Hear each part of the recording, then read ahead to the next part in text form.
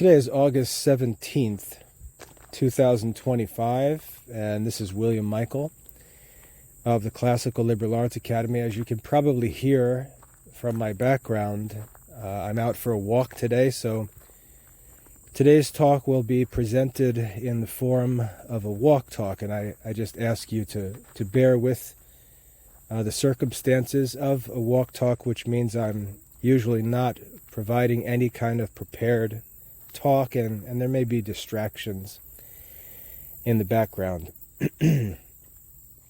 What I'd like to talk about, an important topic, one that I was reminded of by this morning's Mass readings, and today's the 20th Sunday in Ordinary Time, if you'd like to look up those readings. The topic I'd like to talk about is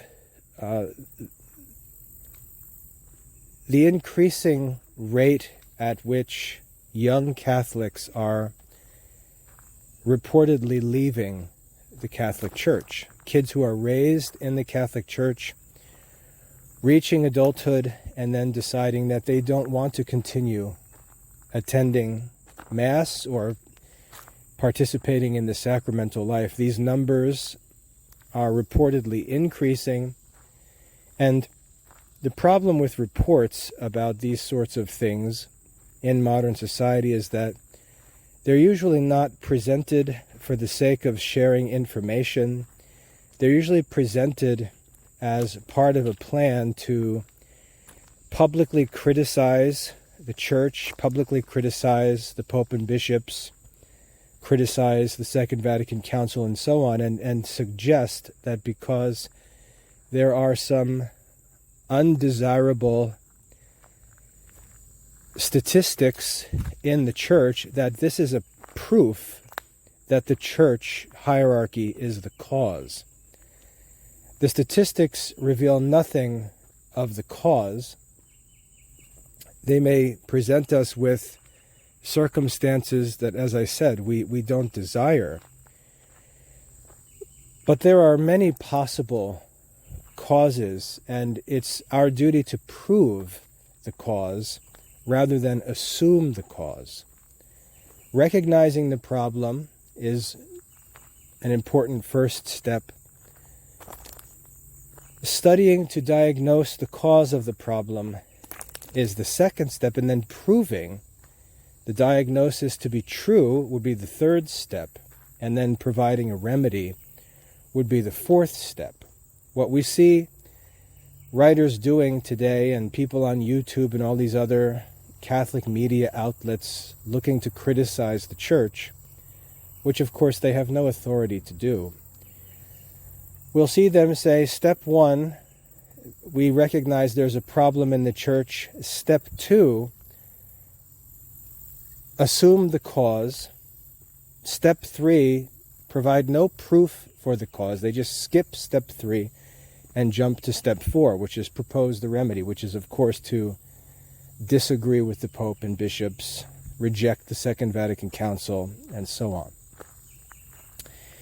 I'd like to talk about what's going on in the Church from the perspective of one who has worked in education with those kids, high school age kids, for the past 20 years, and also as a father who's raised 10 children, 6 of whom are now adults, because I've seen all of these issues firsthand, and I think I can explain what's going on pretty clearly and provide some evidence to support the conclusions that I propose. Now, I'd like to ask you to think about a ridiculous illustration, and I said it's ridiculous. Imagine if there was an organized terrorist attack on Catholic churches in America, and somebody pulled out statistics that showed that in the 1950s there were no terrorist attacks on, or there were no deaths at Mass in Catholic churches, but in 2025, there were 75 deaths at Catholic masses. And they said, look at this. This is a very upsetting statistic. But that's the modern church. It's a mess. And the only way to fix these modern problems is to go back to what was done in the past when there were no deaths at Mass.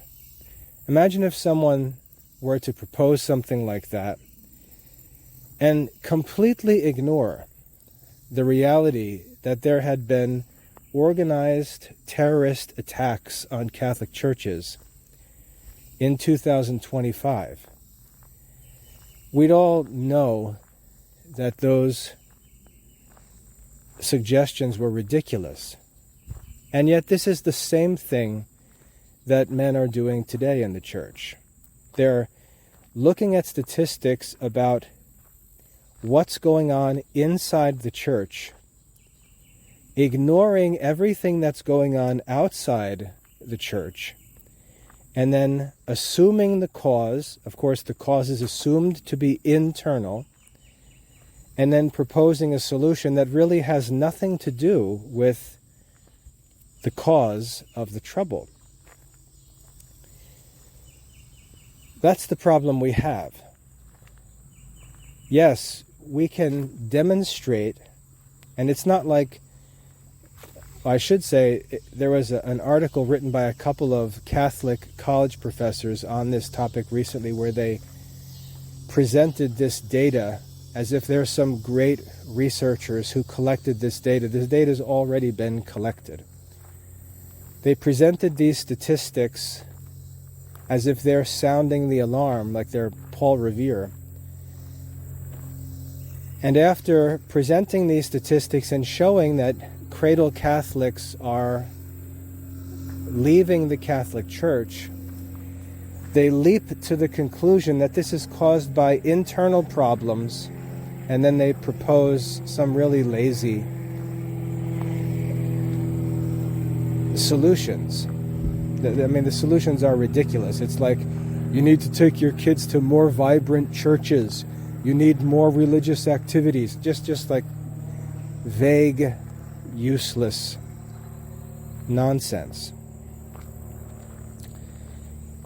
The assumption, as I said, is that a problem in the church has an internal cause, that the cause must also be in the church, and that is an inconclusive argument, not an argument at all, really.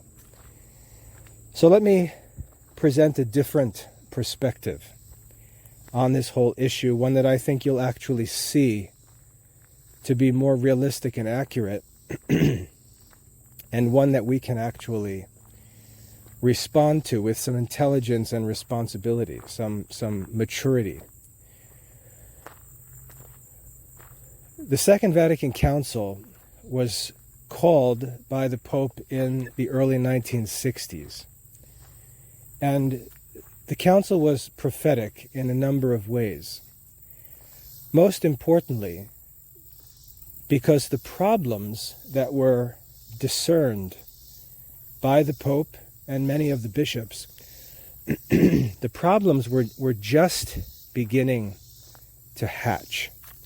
It was very early in the process, and the church was already reading the signs of the times, seeing where things were headed, and they acted early on in a responsive, preventive way.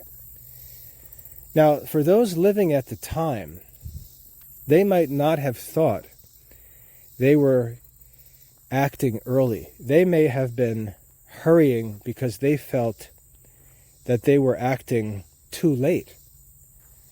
But they had no idea of how much further the problems that they were recognizing in that, early seminal form, how much they were going to multiply over the next half a century.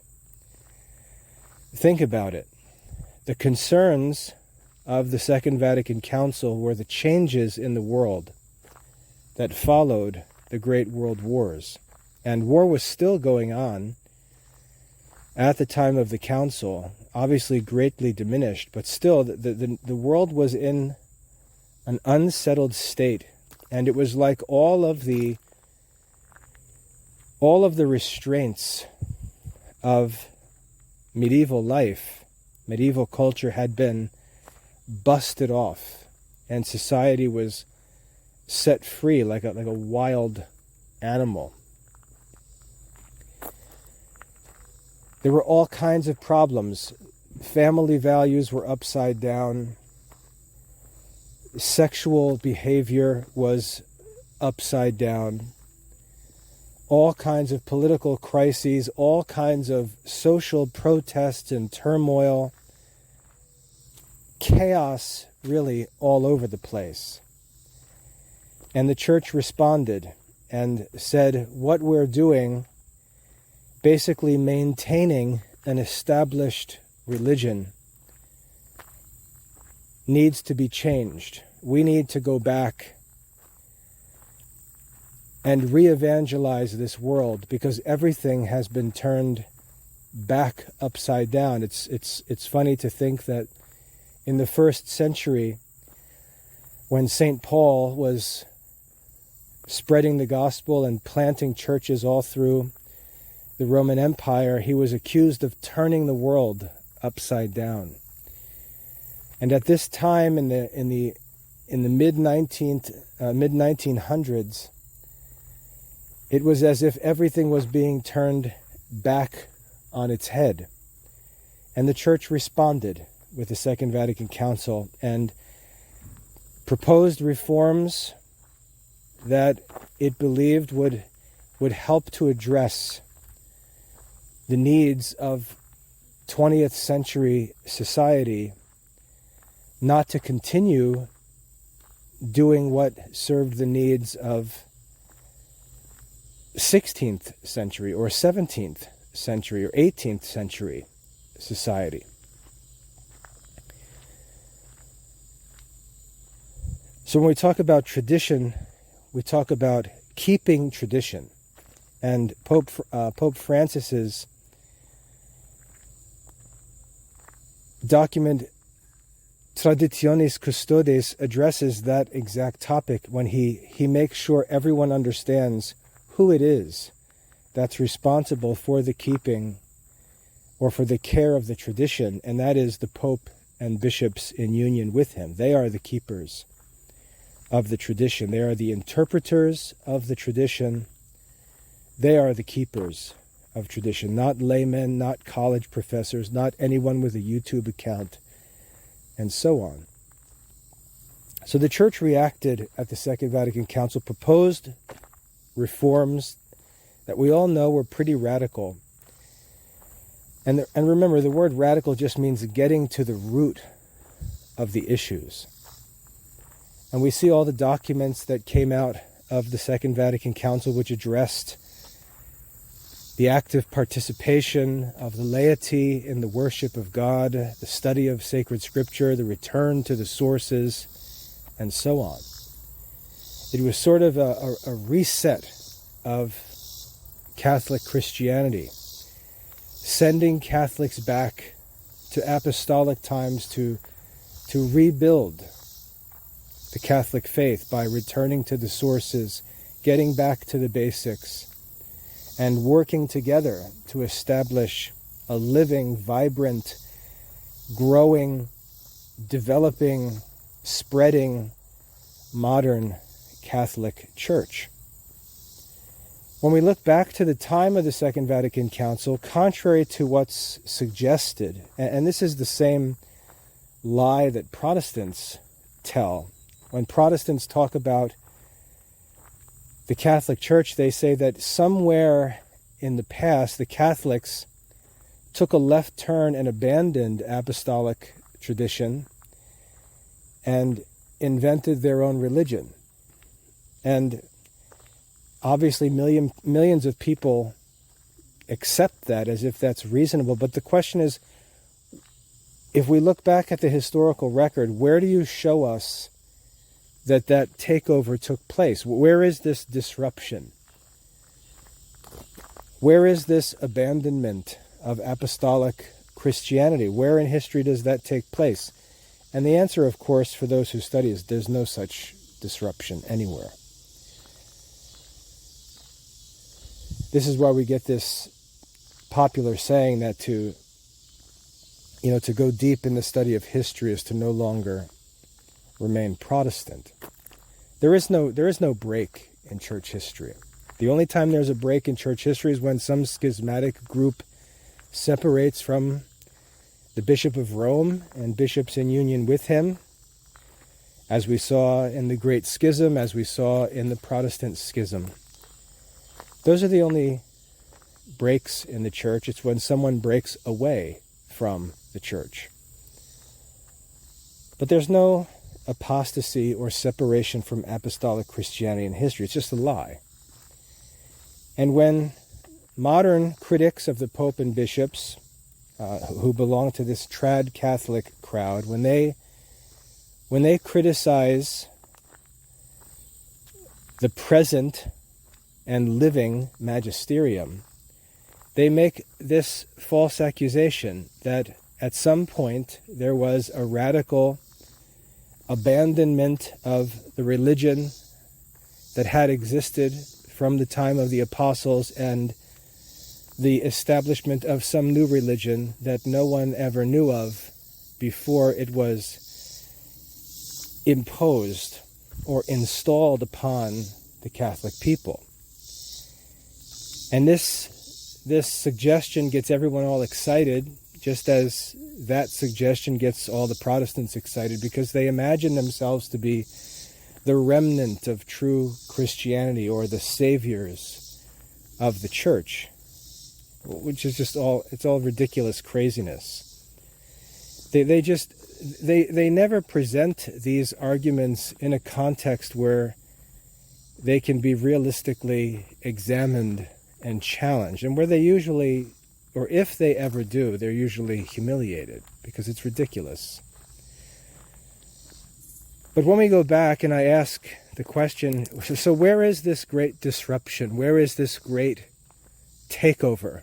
This hostile takeover where hundreds of millions of tradition-loving, Latin Mass-loving Catholics suddenly have the religion, the only religion that has ever existed in church history, ripped away from them and replaced by something no one had ever seen before, something entirely novel. If we take up the conspiracy theories, something imposed upon them by a bunch of crazies who infiltrated the church somehow and changed everything. Where are the protests? Where are the widespread acts of opposition to this inexplicable and blasphemous change? There's no such thing. We can find a small number of people who rose up against the Pope and bishops, who did so, not with any interest to preserve any kind of unity or orthodoxy, but who ended up in schism and excommunicated. So just like the Protestants, they ended up outside the church. For all their talk of being concerned with apostasy, they themselves apostatized. But apart from that, apart from a schismatic group here or there, we're talking about a population that I would assume, I don't have the exact numbers, but I would assume it would be hundreds of millions. I don't know if there were 1 billion. I think the Catholic population recently was calculated at 1.4 billion Catholics in the world, which I know trad Catholics will just deny that. They'll say that's not true. For example, when a recent controversy, quote-unquote, developed on the internet among trad Catholics in the Diocese of Charlotte, I told them that they're imagining that this is some kind of widespread controversy that everyone's talking about. And the truth is, it's a very tiny number of Catholics in the diocese who are concerned about the Latin Mass, and there are like 500,000 Catholics in the diocese, and it's basically like less than 1% of the Catholic population is talking about this. They just denied the Church's statistics. They just denied the diocese's number of Catholics in the diocese, as if the diocese either doesn't know or is lying. And that's it's easy when you're just free to dismiss official numbers from people who would actually know. So anyway, if we assume that the population of the Catholic Church was, let's say, hundreds of millions, and then we ask how many people expressed opposition, how many people in the Catholic Church said, whoa, wait a minute. The Pope and bishops just totally changed our whole religion. They just got rid of the Mass and replaced it with something totally different. How many reports do we find after the Second Vatican Council of such concern, such shock and awe, as they're, hit with an atomic bomb from the Vatican that changes the whole history of church worship? There's no such thing.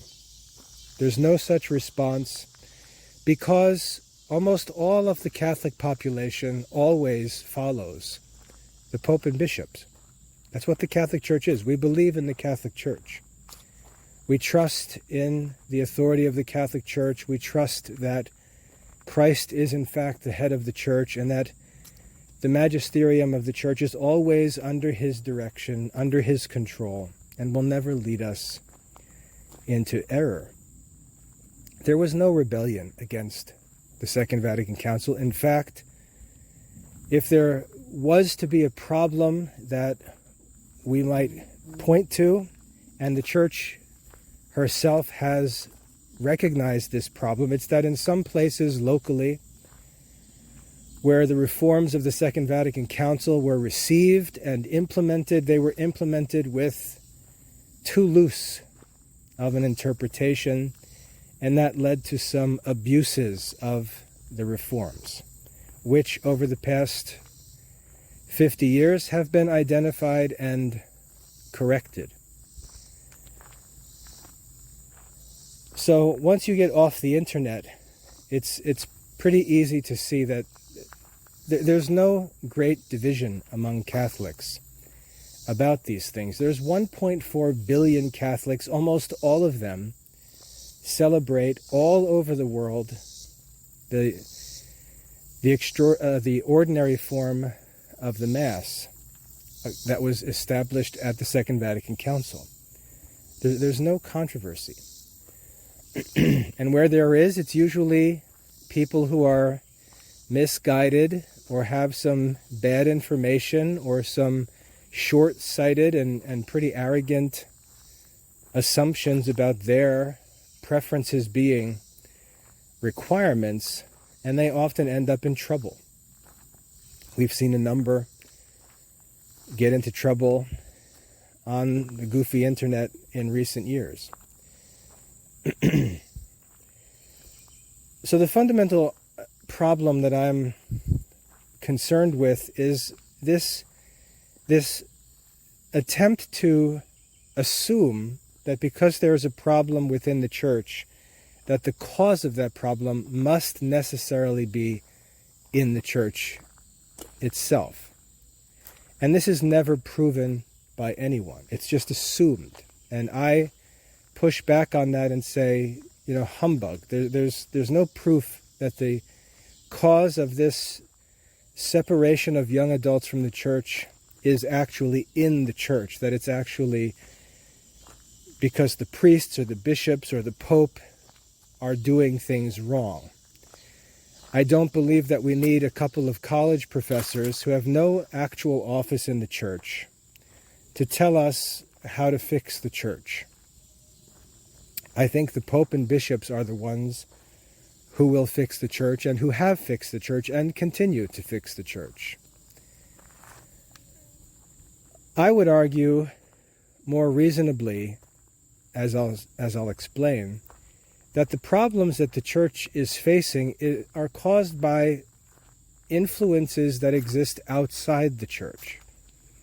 And that's why before I used the example of attacks made on the church that cause people to die at Mass. And this is all hypothetical just for the sake of illustration.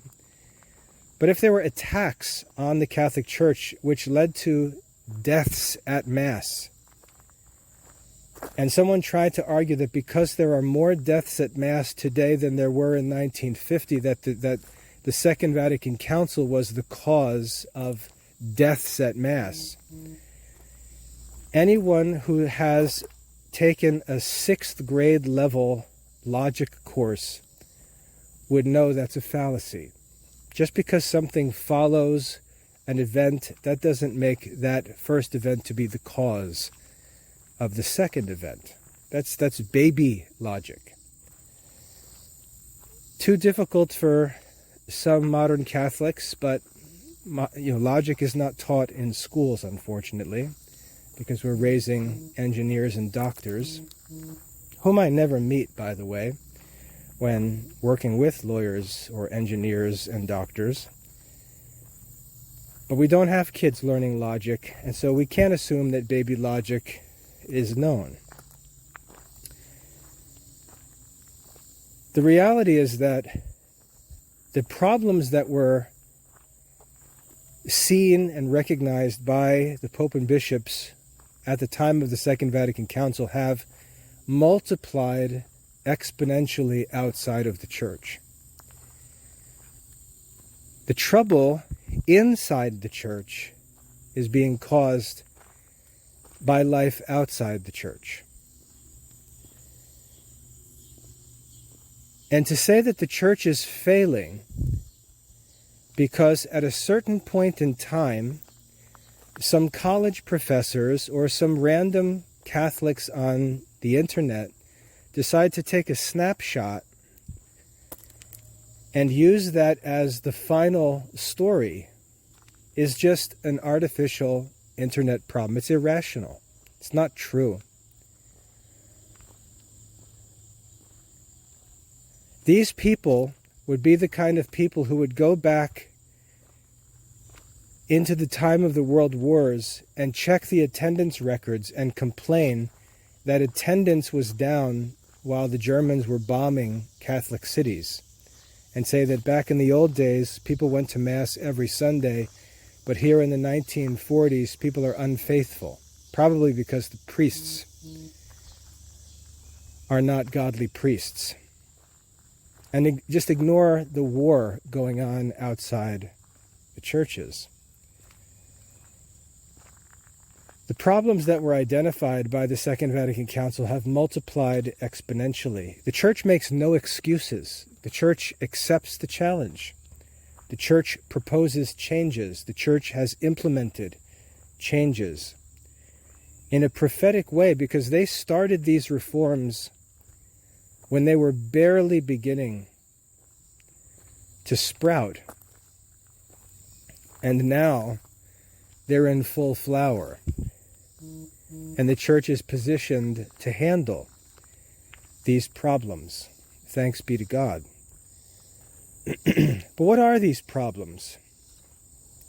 What are the real problems in our society that the Church faces that's causing this abandonment of the Church when Catholics reach adulthood?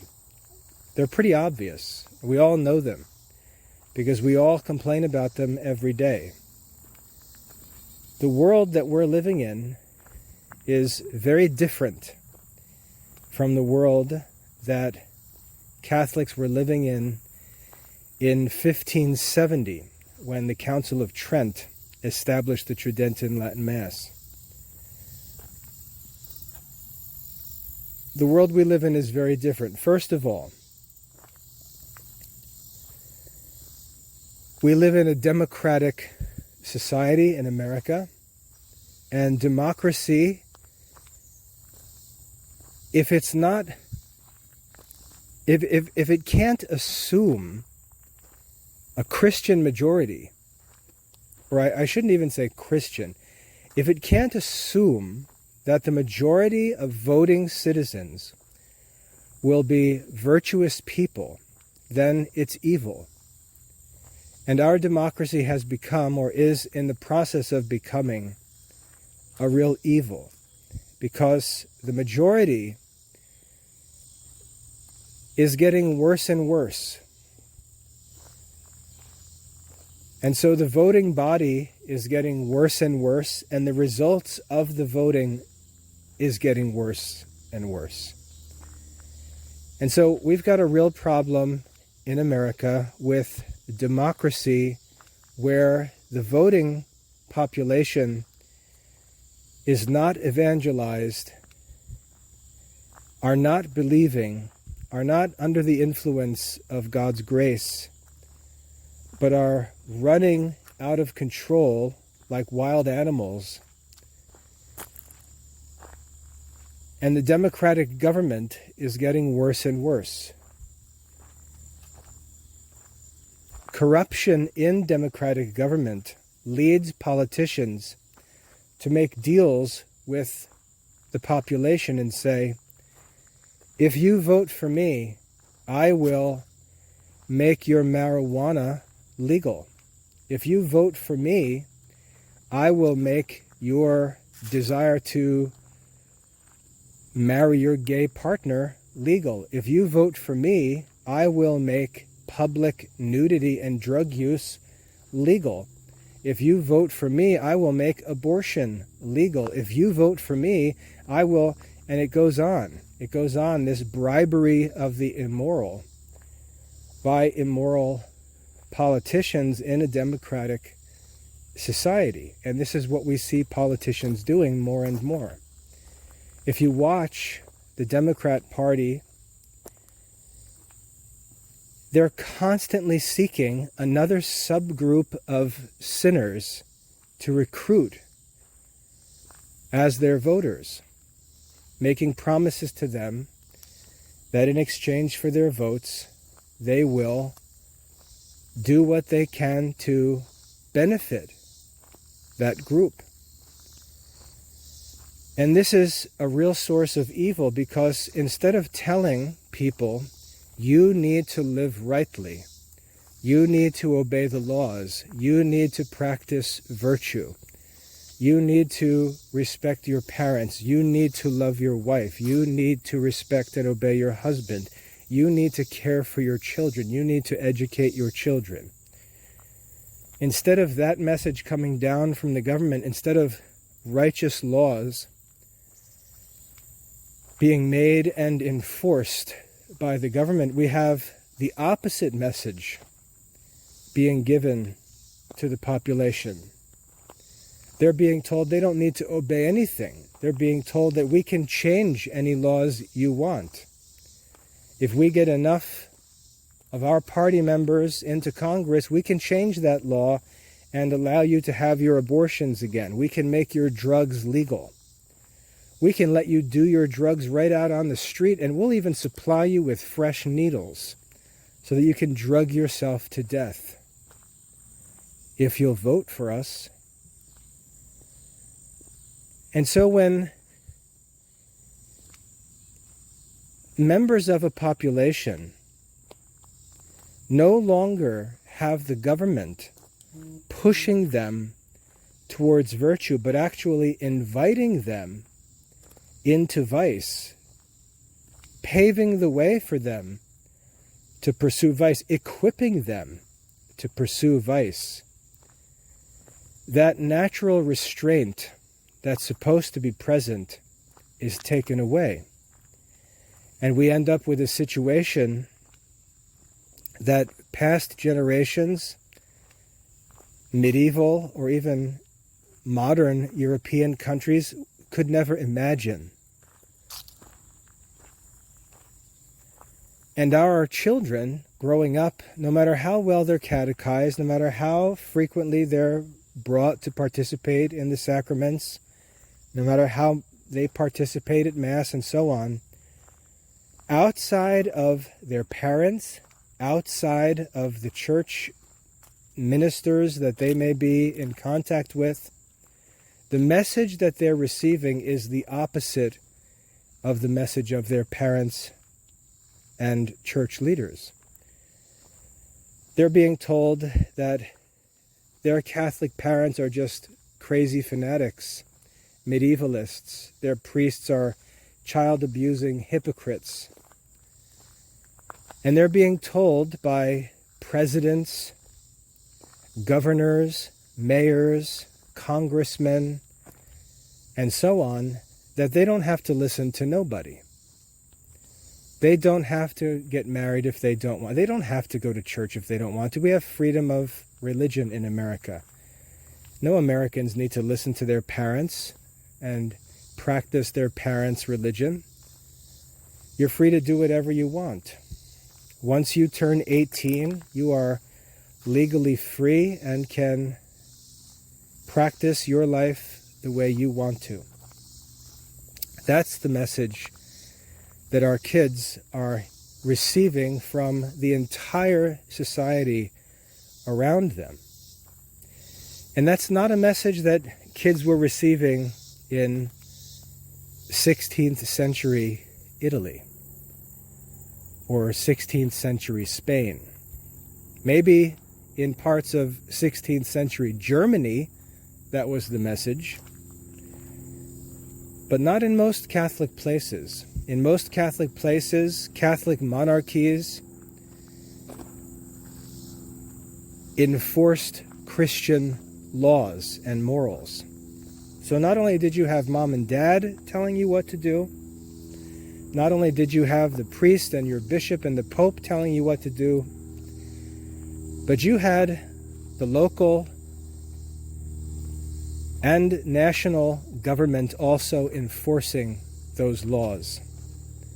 And our children don't have that. And it's gone to such a crazy extent that our government is no longer punishing drug users, criminals. We see looting, just widespread criminal activity. The police respond to it as they please. Judges just dismiss criminals back to the streets. Our country is not enforcing any kind of moral code. And if you think that's not going to have an influence on kids, you're just really nuts. It does. It has a very powerful effect on kids, because the Christian faith that we're teaching our children is contrary to their inclinations as fallen human beings. They are under the influence of concupiscence, which is a natural, lingering inclination to sin.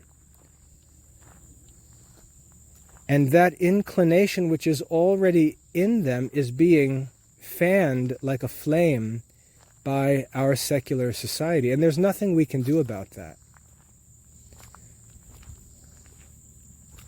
And so we have kids being told, just wait until you're 18 years old and then you can do whatever you want. And it's true. That message is true. I tell my kids that all the time. I tell my kids when they're young, if I have a rule in the house or I tell them to do something and they fuss at me or don't like it, I say, look, when you're 18 years old, you're legally an adult and you can do whatever you want.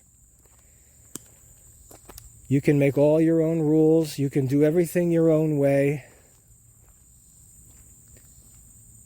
when you're 18 years old. And when they turn 18, they're ready to give it a try. And I encourage them to do so. But, and this is the second cause of the problem, I expect that they're going to have the same experience as the prodigal son. I expect that when they turn away from the church, when they turn away from religion, when they turn away from Christian morals, when they turn away from reason, they're going to quickly learn that there's no other option. They're going to learn that the Catholic faith is true. It's as true as photosynthesis. It's as true as, we could say, gravity, if you believe in gravity. And so if you go out into the world and turn against Catholicism, turn against Christian morals, nature is going to push back. I teach my kids that nature is like a glacier, and it just destroys and crushes anything that opposes it. And we learn this in nature. We learn this on the farm and in the gardens. We learn that what you do on your farm or what you do in your garden is really not up to you. There's a limited range of things that are possible in your area, in your climate, in your soil, and so on. And if you try to do something outside of these things that nature is going to support, nature is just going to burn them to the ground and destroy them. And so you learn quickly that if you want to grow watermelons in North Carolina, not only will they grow well, but they'll thrive. But if you want to have an apple tree, or if you want to grow grapes, you can't plant and grow the kinds of apples and grapes that they grow in Washington State. There is just a limited number of varieties that will grow well in North Carolina, and those are the varieties that you're going to have to be content with, because nature is the boss. And when we go into adult life, we can have all kinds of ideas and desires for what we want to do and how we're going to live. I'm going to be gay. I'm going to be single. I'm going to use drugs. I'm going to drink alcohol. I'm going to have sex before I'm married. I'm going to be promiscuous. I'm going to do this or that, or I'm not going to go to college. I'm just going to get a job instead, or you can, hey, anything you think you'd like to try, I say go try it. But here's my warning. You're going to learn that it doesn't work. You might as well go try it. If you're not going to believe me, you might as well go try it, because you're going to see that it won't work, and fortunately, you'll understand very clearly why it won't work. And this is why when we read ancient philosophers or even the apostles, we see them refer to sinful behavior as unnatural or contrary to nature. It's like wanting to be a flame who lives underwater. You may grow up as a flame, living among flames, and tell yourself, when I grow up, I'm not going to live here, I'm going to live down in the sea. You can tell yourself that, and when you're a young adult flame, you can tell your parents, I hate living here, I hate living like a flame, I'm going to live out in the sea. And your parents can say, go ahead, go try it. Tell us how it goes, because it's not going to work. And our kids need to learn that lesson. If they won't listen, they need to learn the hard way. And we need to be willing to let them learn the hard way. Now, the second source of trouble comes again from these politicians, because these politicians know that an anti-Christian way of life cannot work. They know it's not sustainable. They know it doesn't work. And so what they try to do is pass legislation that redistributes wealth from the just to the unjust. They try to make anti-Christian ways sustainable. They try to allow people to walk away from God's way and not immediately crash and burn. They build a little submarine that the flame can drive under the sea. And so he can drive down in his little submarine under the sea and live in the water and snub his nose at his parents and say, "Ha, I told you I could do it because my politicians approved this new plan that provides flames with free submarines if they'd like to live underwater." And I'm sorry these illustrations are so stupid, but this is how stupid it all is. But of course, the submarine works for the flame to allow him to live underwater for a few hours, maybe a few days, and then all of a sudden he starts to realize this thing is running out of gas, or this thing is running out of power, or the thing is just breaking down because the submarine can only last so long, and they have to buy a new submarine, or they have to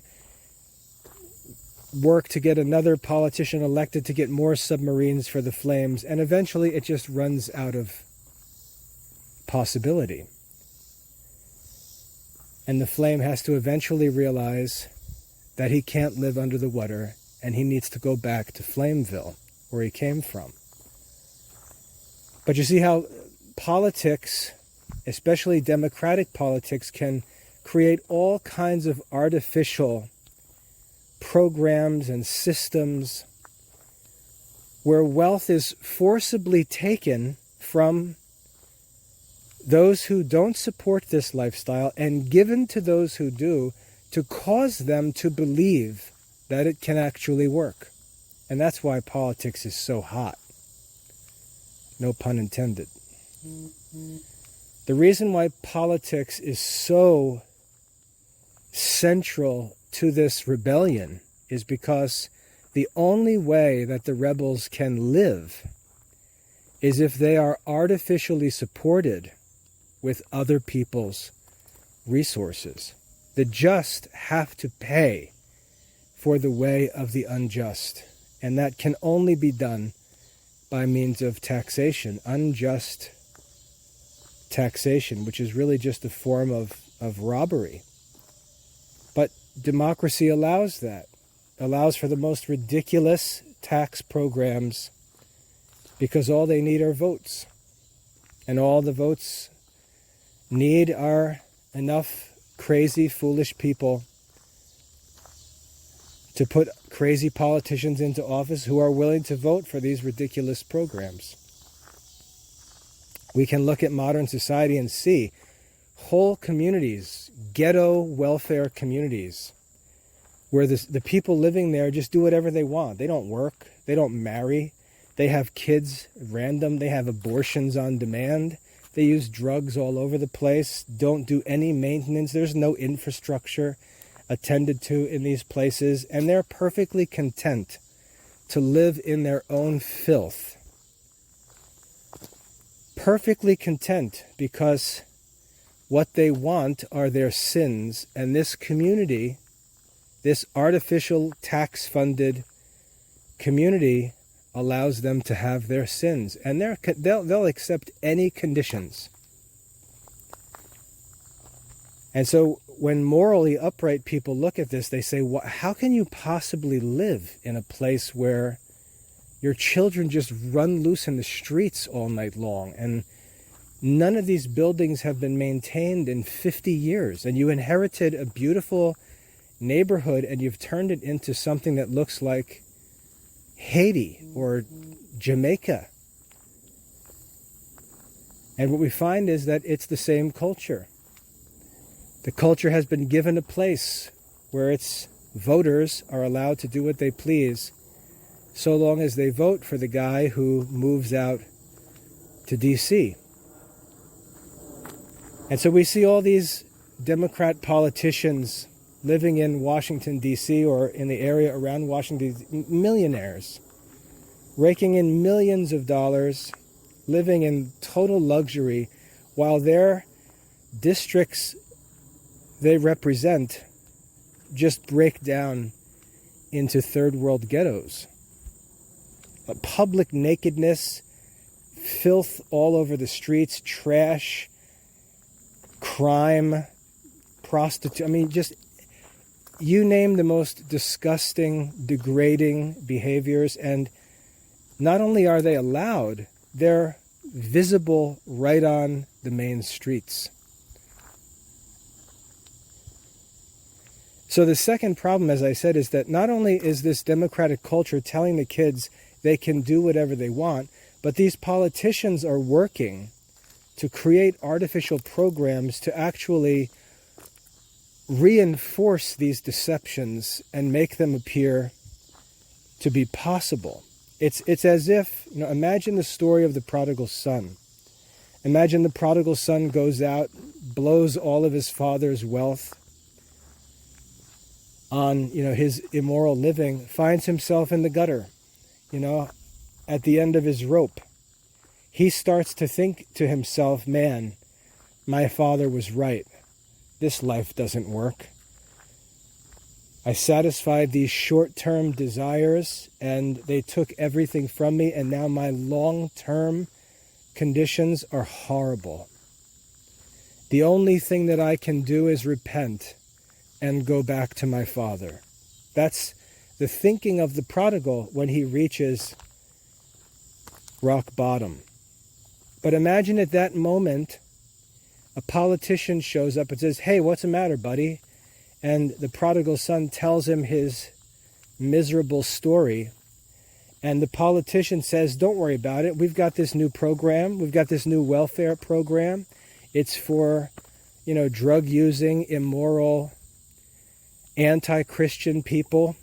And it provides you with, here, it's a debit card. You can go swipe it at the grocery store, get food you want and stuff like that. Whatever you want. Cheese puffs, cigarettes, soda, whatever you want. Just go swipe your card, get your stuff.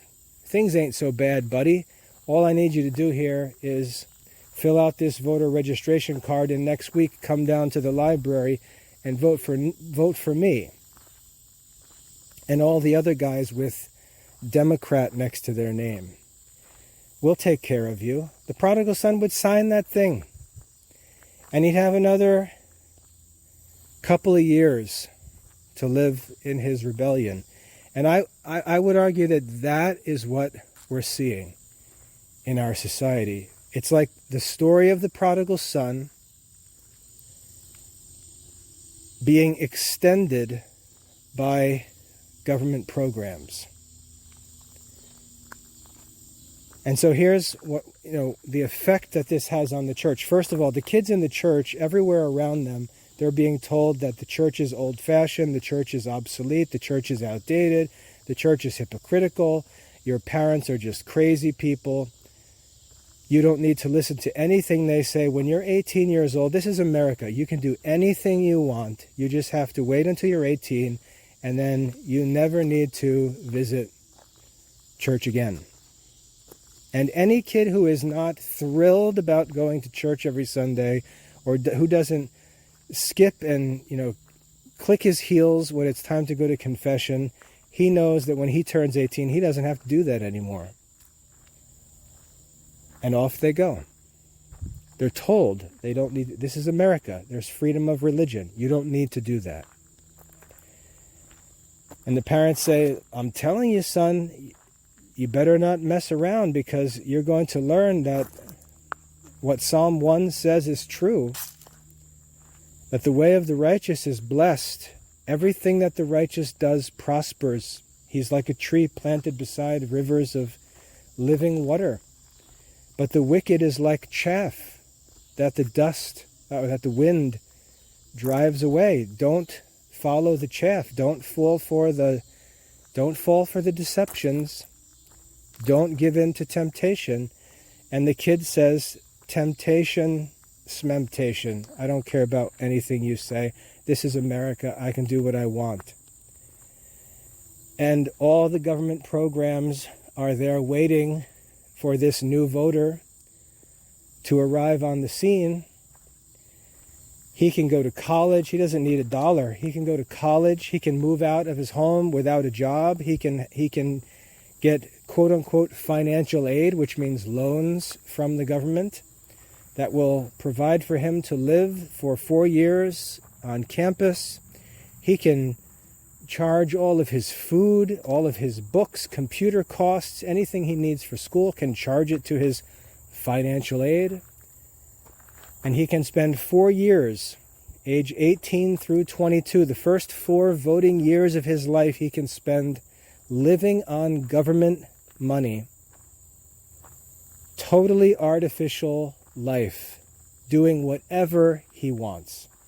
He can be gay, dye his hair blue, put an earring right through his eyeballs. He can do anything that he wants. All he's got to do is fill out this FAFSA, and he's good to go. And that's what we have to deal with as Catholic parents. This was never possible in world history. And this is the reality of what we need to deal with. And this is the reality of what we see our kids dealing with. Our kids are being subject to extremely evil temptations, extremely persuasive temptations. And there's really, because the children have free will, and because it's true that this is America and they're free to do whatever they want, there is freedom of religion. There's really nothing that we can physically do to stop them. There's nothing the church can do to stop them. There's nothing that parents can do to stop them. What's going to happen is that these kids are going to go and they're going to test this system out. And we're going to watch them do so. We're going to watch not only their short run as a prodigal, where their own resources are limited and would have in the past led them to realization quickly that they can't live a certain way, but they're going to have that extended for years. The prodigal son is given a credit card. He's given an EBT card. He's given a line of credit. And so the story of the prodigal son goes on for another chapter, 2 chapters, 3 chapters, 5 chapters, until he's 30 years old and has lost everything 10 times, is in $200,000 of debt, has 5 sexually transmitted diseases, 3 kids born out of marriage, child support he can't pay, and his situation is much, much worse than that of the prodigal son in the old world story. And so what we see is outside of the church, a whole support system for the prodigal son being created that enables his life and allows him to defy the odds and make it another week, another month, another year, living in rebellion. And as parents, as Catholic parents, we need to understand the reality of this situation. We need to have a realistic awareness of what's going on. Now, the good news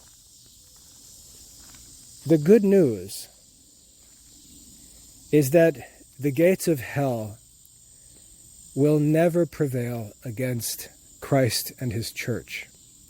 And God's grace is more powerful than all of these sources of temptation. And yet we know from the Garden of Eden that God is not afraid of letting men suffer temptation and the consequences of yielding to temptation.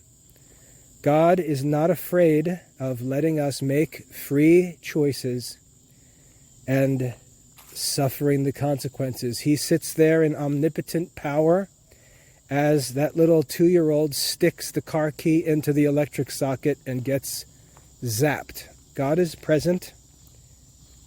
He is not afraid of allowing us to learn the hard way because prudence is a natural virtue, and God intends for us to learn prudence.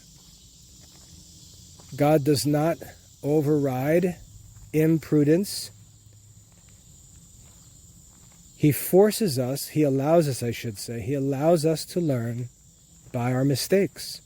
And yet everything is under his control. We're taught in the New Testament that God never allows us to be tempted beyond our ability. And so we always have to trust that even when our kids make bad decisions, when they go down bad paths, when they turn away from the church, when they stop going to Mass, when they fill in the blank, God is still in control. They are not outside of God's reach. Many of our children go into this adult life as baptized, confirmed Catholic kids. And they're going to have to go through temptations in a greater degree than we had to go through. That's just a fact, because our society is going to, in most cases, get worse and worse with time. And what we need to do, I would argue that there are a couple important things that we need to do. First of all, we need to really study to understand these circumstances we live in, so we have realistic awareness of what's going on. We can't allow ourselves to be influenced by party politics. We can't listen to goofy online media sources. We have to really learn and understand what's going on. And the best source for understanding what's going on is to listen to the church. Listen to the church. The church is present everywhere in the world. The church has contacts with leaders in every country on earth. The church has people everywhere. And the church knows what's going on better than any news agency, media outlet, any YouTube prophecy expert, church critic. The church knows relatively infinitely more than anyone about what's going on. The church knows what's going on down to the confessions of people all over the world. Trust the church. When the church tells you what's going on, when the church explains what to do, trust in the church's teaching.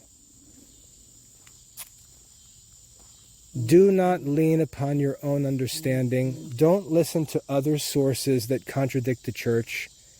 Trust the church, that the church knows what's going on and that the church is acting responsibly in light of what's going on. If the church tells you to do this, do it. If the church tells you not to do this, don't think you're smarter than the church. Listen to the judgment of the church. That's the first thing. Know what's going on and get your information from the church. Second, model the Christian life. Model the way of the just. If you're living a Christian life, your life should be blessed. Your children, when they go into adulthood, they may never understand your adult life when they're kids. They may say, marriage is stupid. I would never want to be subject to some dopey husband. I would never want to be married to some nagging wife. I would never want to have a bunch of kids and pay all their bills and deal with all this nonsense. I never want to do this. I hate church. I would never want to go and have... They can have all kinds of opinions when they're ignorant dependents living at home. But when they become independent, when they move out and start their own adult life, they're immediately struck by reality. They start to learn how much milk and eggs cost. They start to learn how much gas costs. They learn about car insurance. They learn on and on and on. And finally they say, man, it costs so much just to survive. And they start to think back and say, Mom and Dad provided for a whole family for 20 years and they're still providing for a whole family. They start to see, when they become adults, the life of their Christian parents is looked at from a different perspective. And they start to understand more and more of what their parents said and what their parents did and what their parents do. And so it's important to not lose hope, but to keep practicing the Catholic faith so your children can continue to see you do those things that they're going to increasingly appreciate as they become adults. You've got to keep living the Christian life. You've got to live a life that's filled with all of the fruits and rewards of upright moral living. Your life should be blessed if you're living a virtuous life. Your children, when they become adults and they wander from they need to be able to look back at your life and see what happiness looks like. Remember, that's what the prodigal son did. He said, "Oh, if I was at my father's house, his servants have it better than I have it." He was able to think back to his father's house, and that was part of the influence that led him to conversion. We've got to keep living faithfully even when things go badly. And it can be traumatic because parents will be tempted when they start to see their kids make bad decisions and they realize, like Job says, "What I feared has happened to me. I thought we were going to avoid this by living a faithful Catholic life. I thought other families had these problems and that we were going to escape them, and yet here they are." Many times that becomes overwhelmingly discouraging, even depressing to Catholic parents, and they start to give up. They start to loosen up. They start to quit. And at a time in life where their kids need to see them persevering, where their adult kids need to see them doubling down on their Christian life, they start to give it up. And so it's important to make sure that you keep persevering in the Christian life, because your kids need your example more than ever when they're getting into adult life. They need to be able to compare their life and the troubles they're having with your life and what should be the solutions to their problems. Third, you need to maintain loving, positive, supportive relationships with your children, understanding that what they're going through is a real temptation. It's a real temptation. It's not their free choice. It's not just their will. It's a temptation that they're facing. And I'll tell you a quick personal story. My eldest daughter, she decided that she was going to identify as gay. That's how I looked at it when she entered adulthood. She had a friend who was a blah, blah, blah. They end up deciding that they're gay. I'm frustrated by this, obviously, annoyed by this. I contacted Father James Martin, the popular Jesuit priest who works with the homosexual community. I told him the story because I wanted to get advice from as many sources as I could. And his response to me was, "Do you really think that anyone wants to be gay? Do you really think anyone chooses to be gay? Do you really think anyone wants to be gay?" And I thought about that, and I understood what he was saying. He was saying that they're going through a time of temptation that I may not face.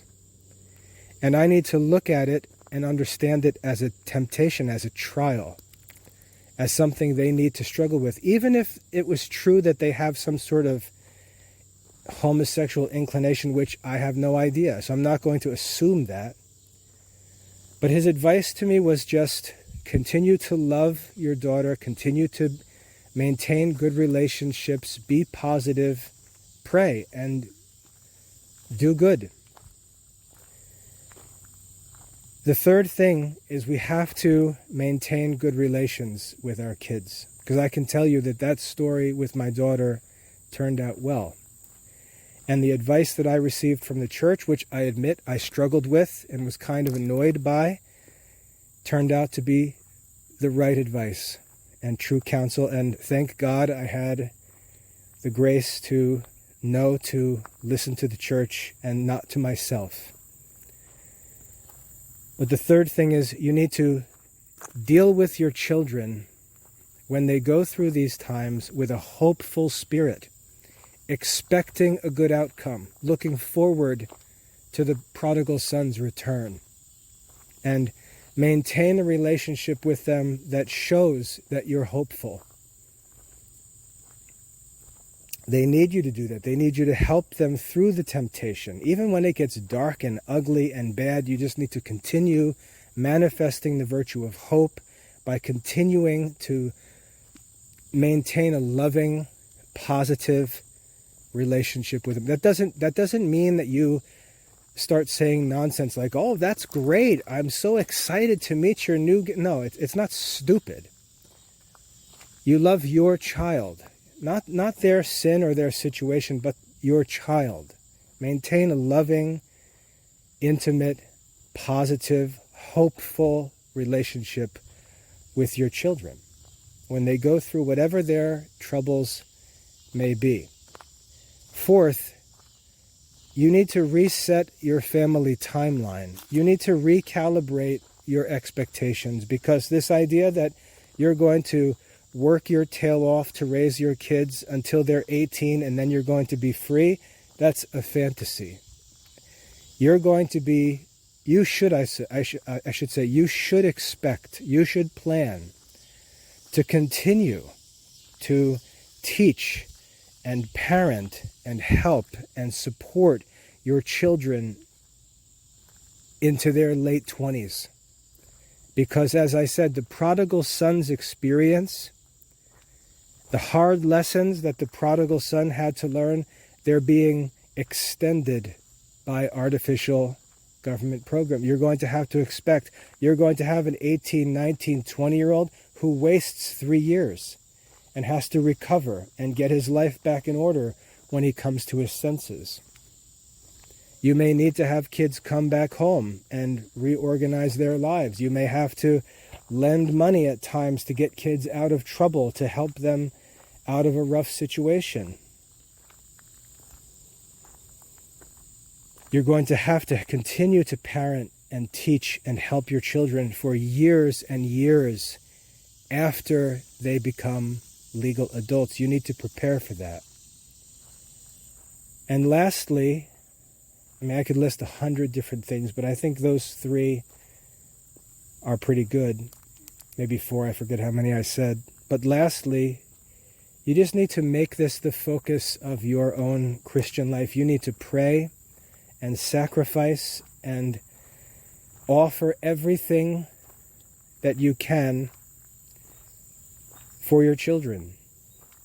I've offered every rosary, every mass that I've attended for my children. And I pray a very simple prayer from the book of Hebrews. I pray that the Lord would furnish them with all good things, that they may do His will. And I trust.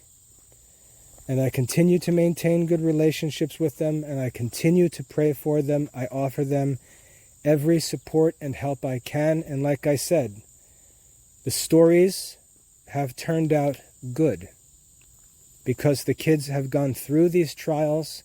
They've gone through these temptations, very powerful, very deceptive, very, very difficult.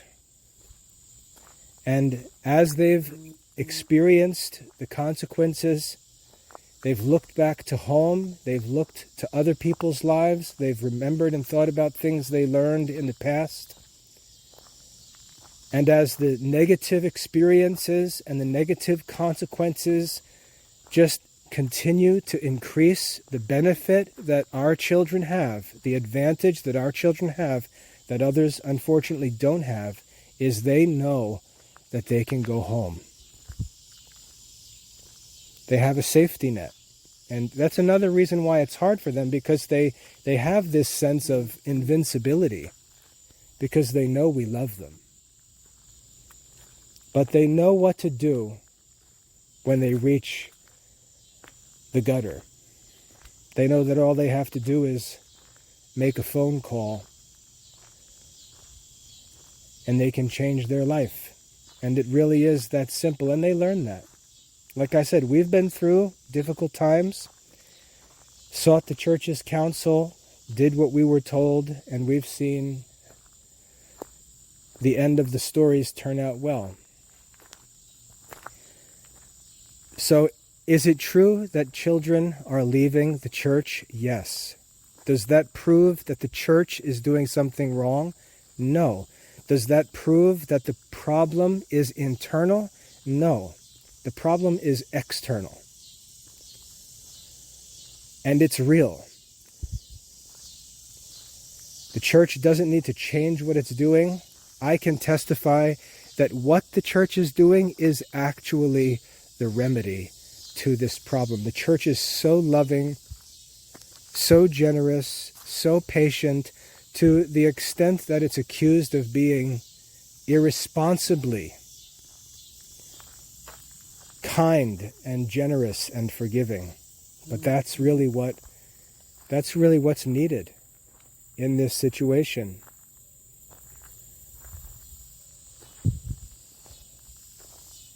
I can testify that this modern church in the modern world is equipped and ready for this challenge, and it will overcome this challenge.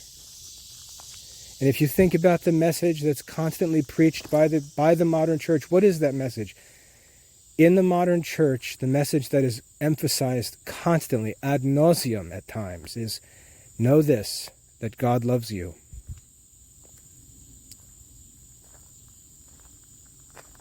Every time I go to confession, every time, when I'm finished confessing my sins, the first thing that my priest says to me is, know that the Lord loves you. And we can take that for granted when things are going well. I know I take that for granted.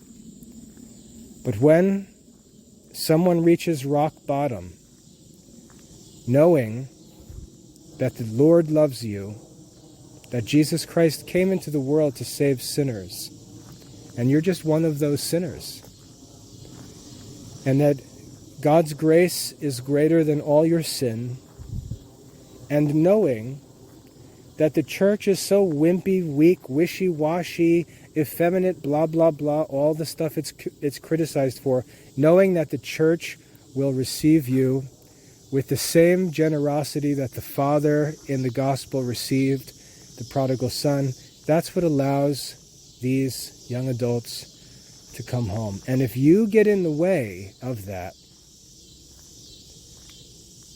these Catholics who criticize the church and speak all kinds of harsh messages to those Catholics, they're actually opposing the church on this issue, and I would argue that they are, contrary to their own thoughts, they're actually helping the devil and the world to destroy those Christian kids.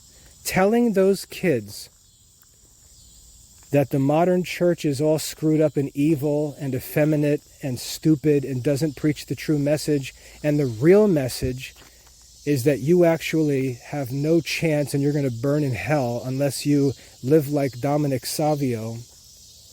That message of despair and judgment, that message is actually strategic for the source of the temptations, because that's what will keep the kids there in the gutter. When they're told, you can't go to church dressed like that, you can't go like that, you can't look like that and go back to your father's house looking like that with your background, with your record, oh my goodness, You know what people are going to say? You know what people are going to think? That's all a bunch of nonsense. You know what people are actually going to think? You know what the true Christians are going to think? You know what the priests and the bishops are actually going to think? They're going to think exactly what the Father did in the story of the prodigal son.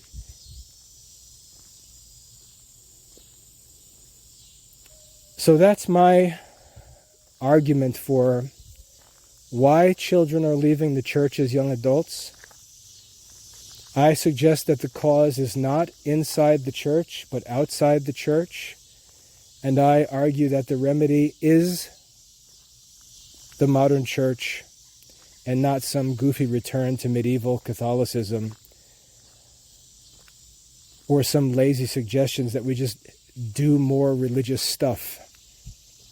It's a real war, and our kids bear the brunt of it, and we have to support them both spiritually and materially, emotionally, relationally, in every way possible, because they're going to need us to stand by them as they go through this time of trial. And we have hope in the gospel that if we persevere, it'll turn out well. And I can testify in my own experience that it does. I hope that's helpful. God bless.